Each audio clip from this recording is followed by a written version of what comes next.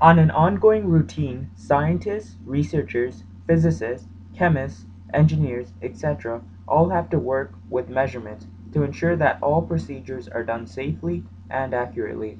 Measuring a certain amount of acid, a part of construction, lines, you name it. This means that their measurements have to be recorded with a very high degree of accuracy.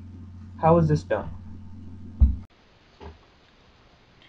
Lesson 1. Measurements.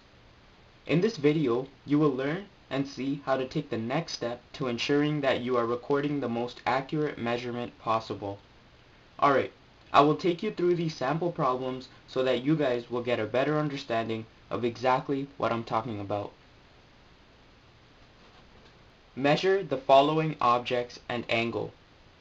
Sample problem number 1.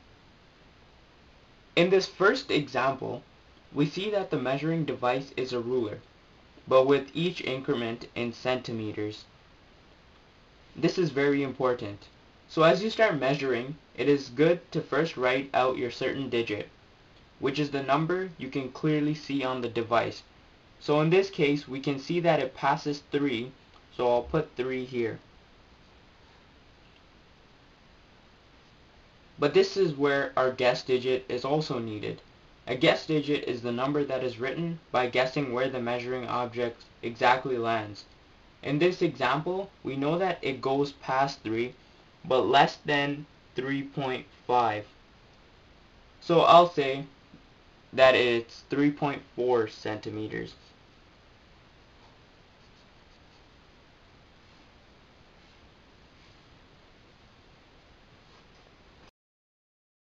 Sample problem number 2.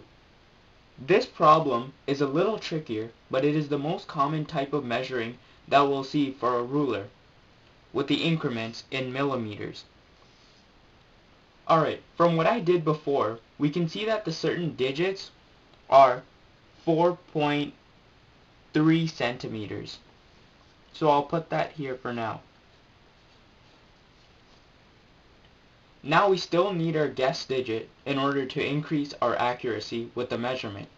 It is clear that it comes very close to 4.4 centimeters, but it does not actually reach it.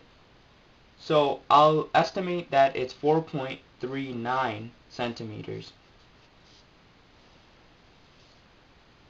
Remember that it does not matter if you get just slightly off from that, as long as it's not by a large amount. Sample problem number 3. Here we have a protractor. This is typically the only type of protractors that we use, so I went with the most common measuring for it. In this case, we do the same thing we did for the ruler and find out our certain digits. It is clear that it passes 41 degrees, so I'll put 41 degrees here.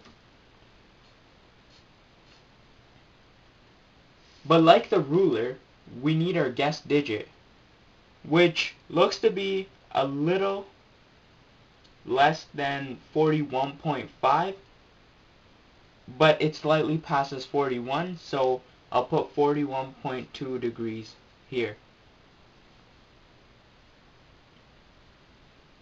Generally, a rule is to know that these common rulers measurements should have 2 decimal places, and the common protractor measurements should have 1 decimal place.